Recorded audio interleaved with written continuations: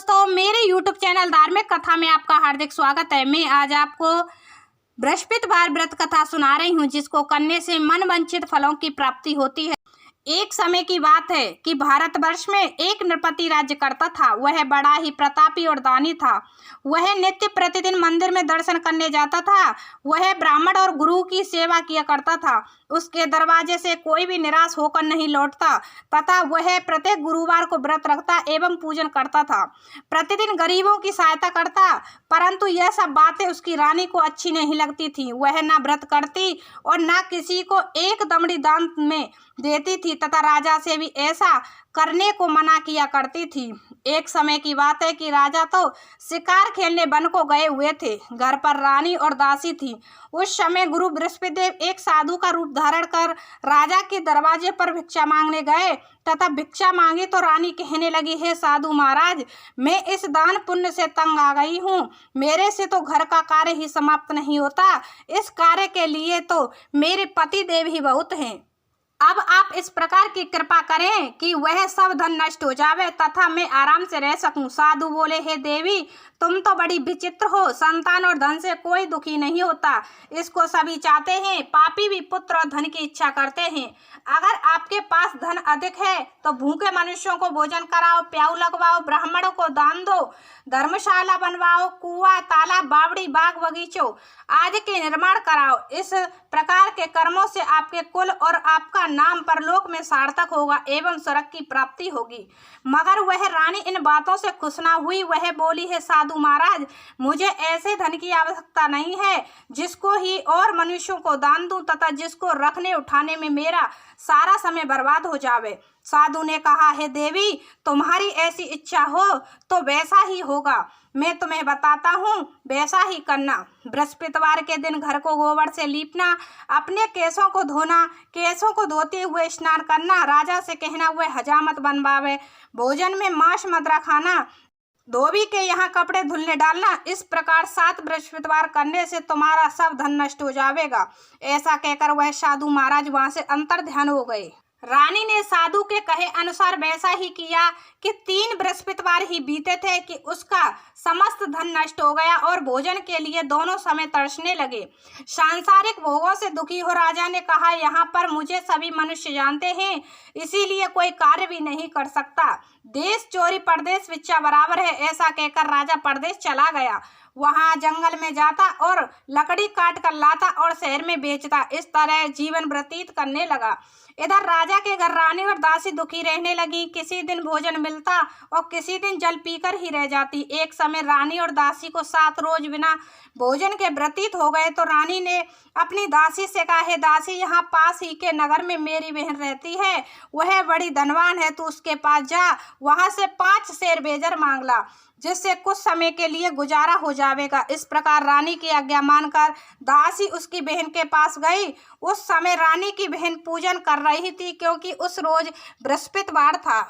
जब दासी ने रानी की बहन को देखा और उससे बोली, हे रानी, मुझे तुम्हारी बहन ने भेजा है, मेरे लिए 5 शेर बेजर दे दो। इस प्रकार दासी ने अनेक बार कहा, परंतु रानी ने कुछ उत्तर ना दिया, क्योंकि वह उस समय बृहस्पतिवार की कथा सुन रही थी।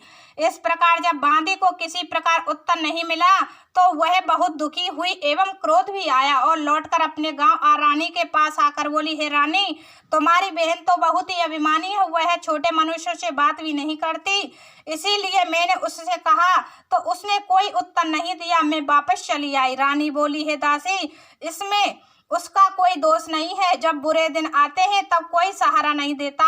अच्छे बुरे का पता विपत्ति में ही लगता है। जो ईश्वर की इच्छा होगी वही होगा। यह सब हमारे भाग्य का दोष है। इधर उस रानी ने देखा कि मेरी बहन की दासी आई थी, परंतु मैं उससे नहीं बोली, इससे वह बहुत दुखी हुई होगी। यह सोच कथा को सुन वह विष्णु भगवान का पूजन समाप्त कर वह रानी अपनी बहन के घर चल दी और जाकर अपनी बहन से कहने लगी कि हे बहन, मैं बृहस्पतिवार का व्रत कर रही थी जिस समय तुम्हारी दासी मेरे पास आई थी, परंतु जब तक कथा होती है तब तक ना उठते हैं और ना बोलते हैं, इसीलिए मैं ना बोली। कहो दासी क्यों गई थी? रानी बोली, बहन, हमारे घर में अनाज नहीं था, वैसे तुमसे कोई बात छिपी नहीं है, इस कारण मैंने दासी को तुम्हारे पास 5 शेर बेजल लेने के लिए भेजा था। रानी बोली, बहन देखो, बृहस्पति देव भगवान सबकी मनोकामना पूर्ण करते हैं। देखो शायद तुम्हारे घर में अनाज रखा हो। इस प्रकार का वचन जब रानी ने सुना तो घर के अंदर गई और वहां उसे एक घड़ा बेजर का भरा मिल गया। तब तो वह रानी और बादी बहुत ही खुश हुई और दासी बोली, है रानी देखो, वैसे हमको जब भोजन नहीं मिलता तो हम रोज ही व्रत करते थे। अगर इनसे व्रत की विधि और कथा पूछ ली जावे तो हम भी व्रत किया करें।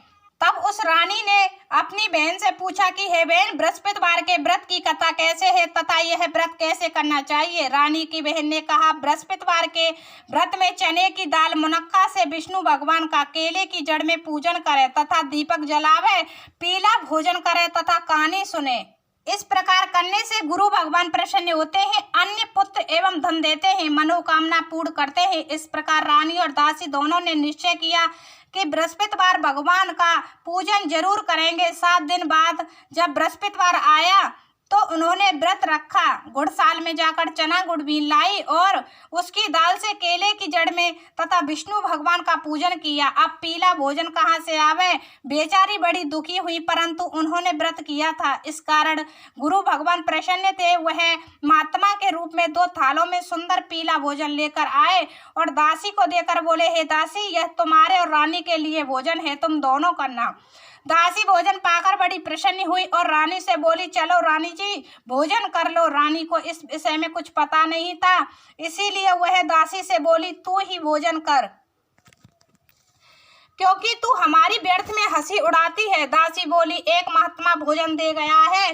रानी कहने लगी, वह भोजन तेरे लिए ही दे गया है, तू ही भोजन कर। दासी ने कहा, वह महात्मा हम दोनों को 2 थालों में भोजन दे गए हैं, इसीलिए हम और तुम दोनों ही साथ साथ भोजन करेंगी।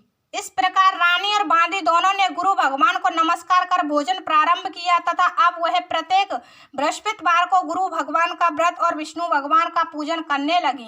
बृहस्पति देव भगवान की कृपा से फिर रानी और दासी के पास धन हो गया और वह फिर इस प्रकार आलस्य करने लगी। तब दासी बोली, देखो रानी, तुम पहले भी इसी प्रकार आलस्य करती थी, तुम्हें धन रखने में कष्ट होता था, इस कारण सभी धन नष्ट हो गया। अब गुरु भगवान की कृपा से धन मिला है तो फिर तुम्हें आलस्य होता है। बड़ी मुसीबतों के बाद हमने यह धन पाया है, इसीलिए हमें दान पुण्य करना चाहिए तथा भूखे मनुष्यों को भोजन कराओ, प्याऊ लगवाओ, ब्राह्मणों को दान दो, कुआं, तालाब, बावड़ी आदि का निर्माण कराओ, मंदिर पाठशाला बनवाकर दान दो, कुंवारी कन्याओं का विवाह करवाओ, धन को शुभ कार्यों में खर्च करो, जिससे तुम्हारे कुल का यश बढ़े तथा स्वर्ग की प्राप्ति हो और पितर भी प्रसन्न होंगे।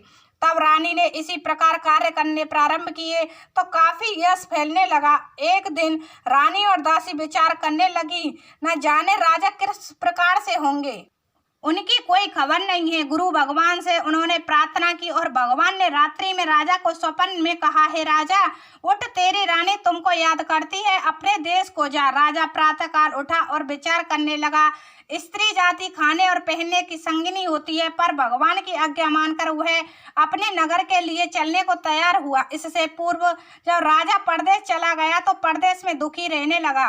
प्रतिदिन जंगल में से लकड़ी बीन कर लाता और उन्हें शहर में बेचकर अपने दुखी जीवन को बड़ी कठिनता से व्यतीत करता था।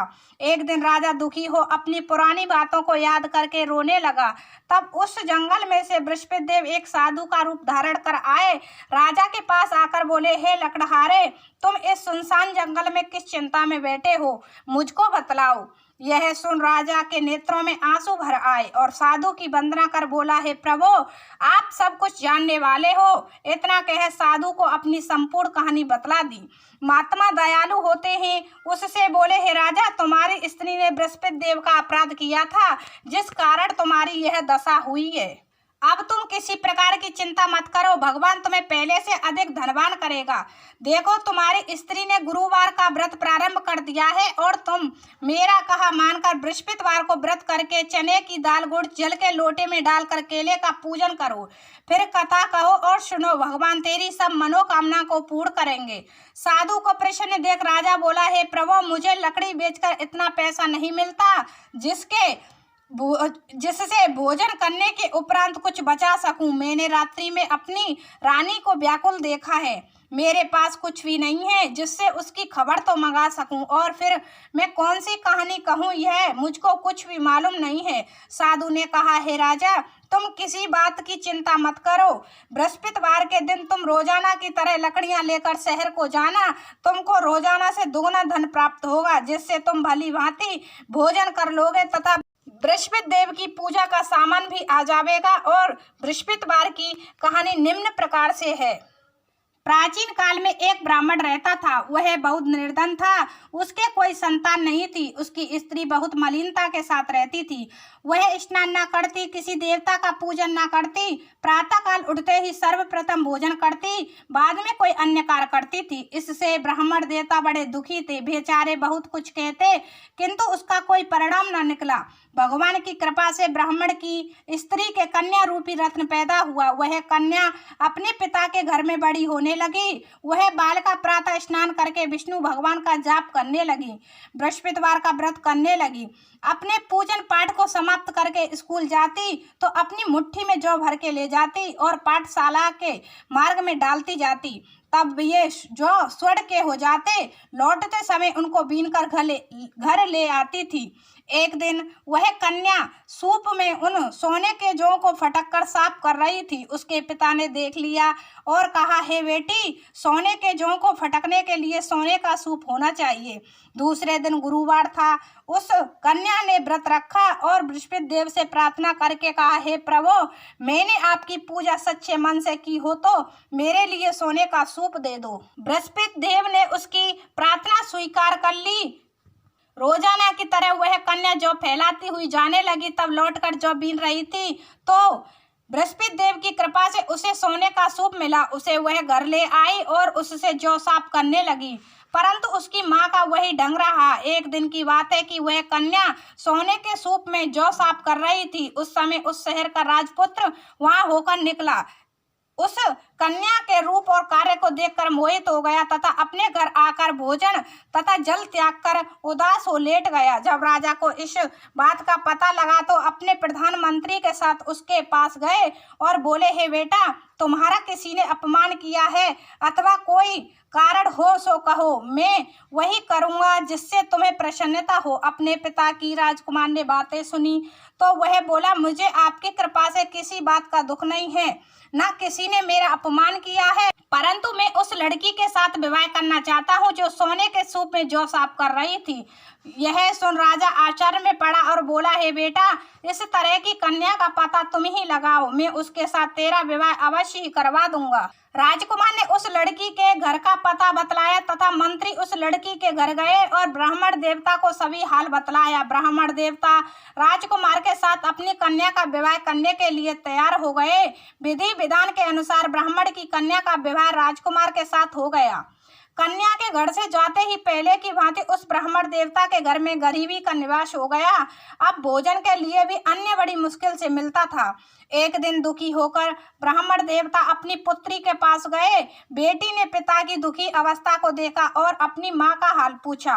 तब ब्राह्मण ने सभी हाल कहा। कन्या ने बहुत सा धन देकर अपने पिता को विदा कर दिया। इस तरह ब्राह्मण का कुछ समय सुखपूर्वक व्यतीत हुआ। कुछ दिन बाद फिर वही हाल हो गया। ब्राह्मण फिर अपनी कन्या के पास गए और सभी हाल कहा तो लड़की बोली, हे पिताजी, आप माताजी को यहाँ ले लाओ, मैं उसे विधि बता दूंगी जिससे गरीबी दूर हो जाए। तब ब्राह्मण देवता अपनी स्त्री को साथ लेकर पहुंचे तो पुत्री अपनी माँ को समझाने लगी, हे माँ, तुम प्रातःकाल उठकर प्रथम स्नान आदि करके विष्णु भगवान का पूजन करो तो सब दरिद्रता दूर हो जाएगी। परंतु उसकी माँ ने एक भी बात नहीं मानी और प्रातःकाल उठकर अपनी पुत्री के बच्चों की जूठन को खा लेती थी। एक दिन उसकी पुत्री को भी बहुत गुस्सा आया। एक रात कोठरी से सभी सामान निकाल दिया और अपनी माँ को उसमें बंद कर दिया। प्रातःकाल उसमें से निकाला तथा स्नान आदि करा के पाठ करवाया तो उसकी माँ की बुद्धि ठीक हो गई और फिर प्रत्येक बृहस्पतिवार को व्रत करने लगी। इस व्रत के प्रभाव से उसकी माँ भी बहुत धनवान हो गई और बृहस्पति जी के प्रभाव से स्वर्ग को प्राप्त हुई। तथा वह ब्राह्मण भी सुख पूर्वक इस लोक से सुख भोग कर स्वर्ग को प्राप्त हुआ। इस तरह कहानी कहकर राजा जंगल से लकड़ी काट कर शहर में बेचने गया। उसे उस दिन से अधिक पैसा मिला। राजा ने चना गुड़ आदि लाकर गुरुवार का व्रत किया। उस दिन से उसके सभी कलेश दूर होने लगे। परंतु जब दोबारा गुरुवार का दिन आया तो बृहस्पतिवार का व्रत करना भूल गया। इस कारण बृहस्पति देव भगवान नाराज हो गए। उस दिन उस नगर के राजा ने विशाल यज्ञ का आयोजन किया तथा शहर में यह घोषणा करा दी कि कोई भी मनुष्य अपने घर भोजन न बनावे, न आग जलावे, समस्त व्यक्ति मेरे यहाँ भोजन करने आवे। इस आज्ञा को जो न मानेगा उसके लिए फांसी की सजा दी जाएगी। इस तरह की घोषणा संपूर्ण नगर में करवा दी गई। राजा की आज्ञा अनुसार शहर के सभी लोग भोजन करने गए, लेकिन लकड़हारा कुछ देर से पहुंचा, इसीलिए राजा उसको अपने साथ घर ले गए। और जब भोजन करा विदा कर रहे थे तो रानी की दृष्टि उस खूंटी पर पड़ी जिस पर उसका हार लटका हुआ था। वह वहां दिखाई नहीं दिया। रानी ने निश्चय किया कि मेरा हार इसी मनुष्य ने चुरा लिया है। उसी समय पुलिस को बुलाकर उसको जेल खाने में डलवा दिया। अब राजा जेल खाने में पड़ गया और बहुत दुखी होकर विचार करने लगा कि न जाने कौन से पूर्व जन्म के कर्म से मेरे लिए दुख प्राप्त हुआ है।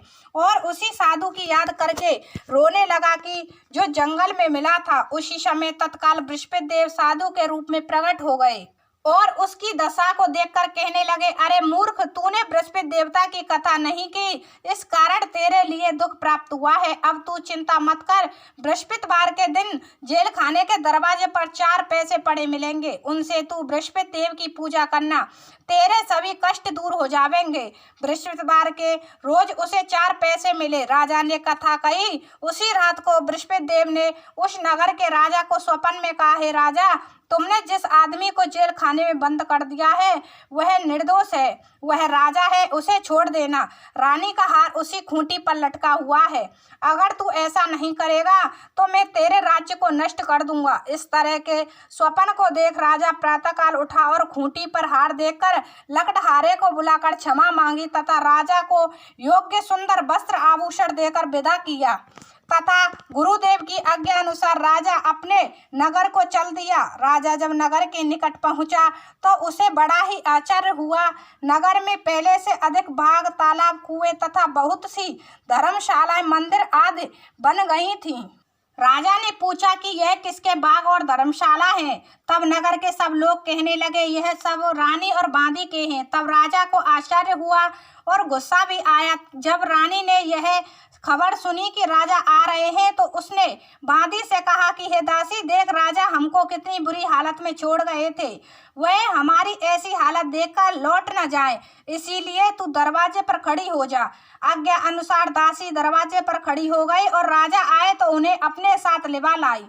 तब राजा ने क्रोध करके अपनी तलवार निकाली और पूछने लगे, यह बताओ कि यह धन तुम्हें कैसे प्राप्त हुआ है। तब उन्होंने कहा कि हमें यह सब धन बृहस्पति देव के व्रत के प्रभाव से प्राप्त हुआ है। राजा ने निश्चय किया कि 7 रोज बाद तो सभी बृहस्पति देव का पूजन करते हैं, परंतु मैं रोजाना दिन में 3 बार कहानी कहा करूंगा तथा रोज व्रत किया करूंगा। अब हर समय राजा के दुपट्टे में चने की दाल बंधी रहती तथा दिन में 3 बार कहानी कहता। एक रोज राजा ने विचार किया कि चलो अपनी बहन के यहाँ हो आवे। इस तरह निश्चय कर राजा घोड़े पर सवार हो अपनी बहन के घर जाने लगा। मार्ग में उसने देखा कि कुछ आदमी एक मुर्दे को लिए जा रहे हैं। उन्हें रोककर राजा कहने लगा, अरे भाइयों, मेरी बृहस्पति देव की कहानी सुन लो। वे बोले, लो हमारा तो आदमी मर गया है, इसको अपनी कथा की पड़ी है। परंतु कुछ आदमी बोले, अच्छा कहो, हम तुम्हारी कथा भी सुनेंगे। राजा ने दाल निकाली और जब कथा आधी हुई कि मुर्दा हिलने लग गया और जब कथा समाप्त हो गई तो मुर्दा राम राम करके मनुष्य खड़ा हो गया। आगे मार्ग में उसे एक किसान खेत में हल चलाता मिला। राजा ने उसे देखा और उससे बोला, अरे भैया, तुम मेरी बृहस्पतिवार की कथा सुन लो। किसान बोला, जब तक मैं तेरी कथा सुनूंगा तब तक मैं 4 हरैया जोत लूंगा, जा अपनी कथा किसी और को सुनाना। इस तरह राजा आगे चलने लगा। राजा के हटते ही बैल पछाड़ खाकर गिर गए तथा उसके पेट में बहुत जोर से दर्द होने लगा। उस समय उसकी माँ रोटी लेकर आई। उसने जब यह देखा तो अपने पुत्र से सब हाल पूछा और बेटे ने सभी हाल कह दिया। तो बुढ़िया दौड़ी दौड़ी उस घुड़सवार के पास गई और बोली, मैं तेरी कथा सुनूंगी, तू अपनी कथा मेरे खेत पर चलकर कहना। राजा ने बुढ़िया के खेत पर जाकर कथा कही, जिसके सुनते ही बैल खड़े हो गए तथा किसान के पेट का दर्द बंद हो गया। राजा अपनी बहन के घर पहुंच गया। बहन ने भाई की खूब मेहमानी की। दूसरे रोज प्रातःकाल राजा जगा तो वह देखने लगा कि सब लोग भोजन कर रहे हैं। राजा ने अपनी बहन से कहा कि ऐसा कोई मनुष्य है जिसने भोजन ना किया हो, वह मेरी बृहस्पतिवार की कथा सुन ले। बहन बोली, हे भैया, यह देश ऐसा ही है, पहले यहाँ लोग भोजन करते हैं, बाद में अन्य काम करते हैं। अगर कोई पड़ोस में हो तो देख लाऊं। वह ऐसा कहकर देखने चली गई, परंतु उसे ऐसा व्यक्ति नहीं मिला जिसने भोजन नहीं किया हो। अतः वह एक कुमार के घर गई जिसका लड़का बीमार था। उसे मालूम हुआ कि उसके यहाँ 3 रोज से किसी ने भोजन नहीं किया है। रानी ने अपनी भाई की कथा सुनने के लिए कुमार से कहा। वह तैयार हो गया। राजा ने जाकर अपनी बृहस्पतिवार की कथा कही, जिसको सुनकर उसका लड़का ठीक हो गया। अब तो राजा की प्रसन्नता होने लगी। एक दिन राजा ने अपनी बहन से कहा, हे बहन, हम अपने घर को जाएंगे, तुम भी तैयार हो जाओ। राजा की बहन ने अपनी सास से पूछा। सास बोली, हाँ चली जा, परंतु अपने लड़कों को मत ले जाना, क्योंकि तेरे भाई के कोई संतान नहीं है। बहन ने अपने भाई से कहा, हे भाई, मैं तो चलूंगी, मगर कोई बालक नहीं जाएगा। राजा बोला, जब कोई बालक नहीं जाएगा तब तुम क्या करोगी? बड़े दुखी मन से राजा अपने नगर को लौट आया। राजा ने अपनी रानी से कहा, हम निर्वंशी राजा हैं, हमारा मुंह देखने का धर्म नहीं है और कुछ भोजन आदि नहीं किया। रानी बोली, है प्रभु, बृहस्पति देव ने हमें सब कुछ दिया है तो संतान भी अवश्य देंगे। उसी रात को बृहस्पति देव ने राजा से स्वप्न में कहा, है राजा, उठ, सभी सोच त्याग दे, तेरी रानी गर्भ से है। राजा को यह बात सुनकर बड़ी खुशी हुई। 9वें महीने में उसके गर्भ से एक सुंदर पुत्र पैदा हुआ। तब राजा बोला, है रानी, स्त्री बिना भोजन के रह सकती है, बिना कहे नहीं रह सकती। जब मेरी बहन आवे तुम उससे कुछ ना कहना। रानी ने सुनकर हाँ कर दिया। जब राजा की बहन ने यह शुभ समाचार सुना तो वह बहुत खुश हुई तथा बधाई लेकर अपने भाई के यहाँ आई। तभी रानी ने कहा, घोड़ा चढ़कर नहीं आई, गधा चढ़ी आई। राजा की बहन बोली, भाभी, मैं इस प्रकार ना कहती तो तुम्हें औलाद कैसे मिलती? बृहस्पति देव ऐसे ही है, जैसे जिसके मन में कामना है सभी को पूर्ण करते हैं। जो सद्भावना पूर्वक बृहस्पतिवार का व्रत करता है एवं कथा पढ़ता अथवा सुनता है और दूसरों को सुनाता है, भगवान बृहस्पति देव उसकी समस्त मनोकामनाएं पूर्ण करते हैं। भगवान बृहस्पति देव उसकी सदैव रक्षा करते हैं। संसार में सच्ची भावना से जो भगवान जी का पूजन व्रत सच्चे मन और श्रद्धा से करते हैं तो उनकी सभी मनोकामनाएं पूर्ण होती हैं। जैसे सच्ची भावना से रानी और राजा ने उनकी कथा का गुणगान किया तो उनकी सभी इच्छाएं बृहस्पति देव जी ने पूर्ण की थी। इसीलिए सबको कथा सुनने के बाद प्रसाद लेकर जाना चाहिए। हृदय से उनका मनन करते हुए जयकारा बोलना चाहिए। विष्णु भगवान की